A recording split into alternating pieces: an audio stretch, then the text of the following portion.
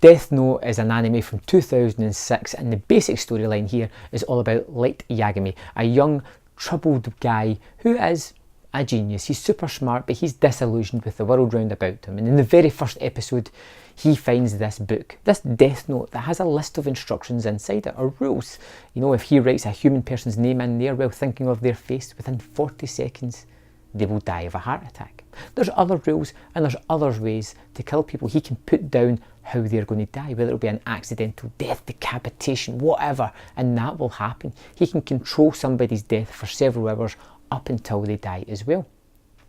It turns out this book is from a Shinigami, a death god, someone who has travelled from the afterlife, or the other world where you go when you're dead, and he's brought this book with him, but he has dropped it there, and now it's in the human's hands. It's going to be there until it runs out, pretty much. But Light is an extremely smart individual. He decides to try and use this for the betterment of man. He decides to start writing in criminals' names to stop people from committing crimes. But he's murdering lots of people at the same time. And that's when this detective L comes into the play, another person who is a super smart individual who is more than a match for Light. And these two battle off against each other, trying to figure out who is behind all these murders and how they can stop it. Well, Light tries to find out a way to stop L and continue to make this new world that he wants to create.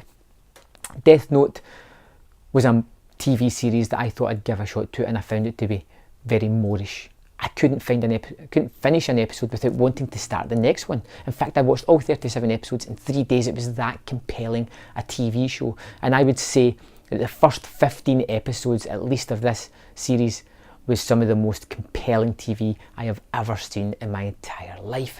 There are some fantasy aspects to it with Ryuk, the Shinigami, that's always kind of there with Light, watching what he's doing, but it's really seeing the corruption of this person. As soon as he picks up the book, his life is intrinsically going to be changed forever.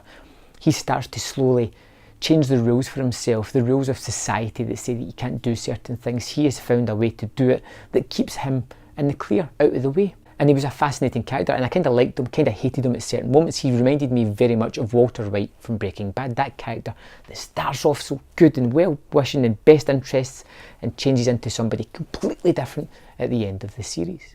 But the other fascinating character here was L, who I found was very intriguing. His analytical mind, the way he carried himself, his body, how he was always outthinking everybody, the way he constantly ate sweet things or held a phone, was a really compelling character.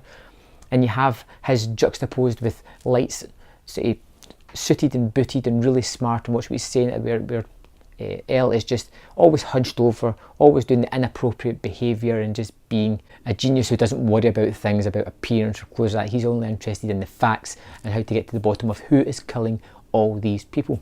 I was absolutely captivated with Death Note. I found it was a series where I didn't know where it was going to go, and wherever it got to a brick wall, in my opinion, somewhere where the storyline just stopped dead, it had a way to continue it forward. And I don't feel that the later half really captured the magic of the first half, but it was still a fitting end to this series.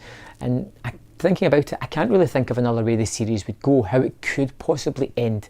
It is one of those tales that just finishes the way it should, but you don't really want it to finish that way. You wish there was some other way to get out of this tale that they've been telling. Death Note is truly remarkable TV. It's something that I had seen the Netflix movie, and now watching the series I can understand why people were so down on that. It's not a patch on this anime, and I think this is something that you should be checking out.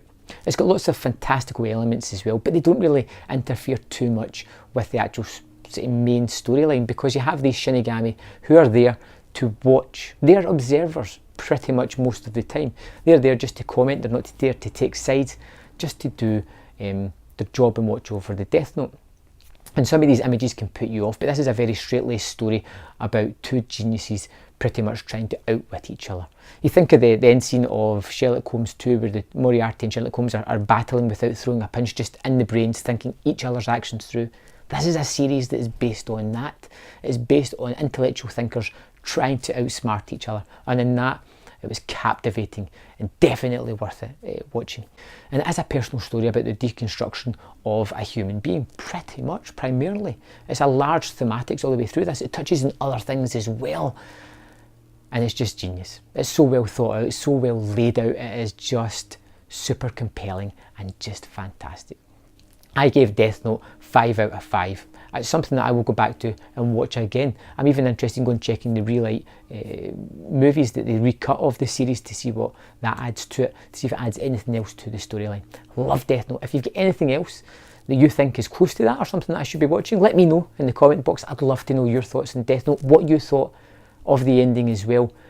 And I'll see you next time on Man vs. Film.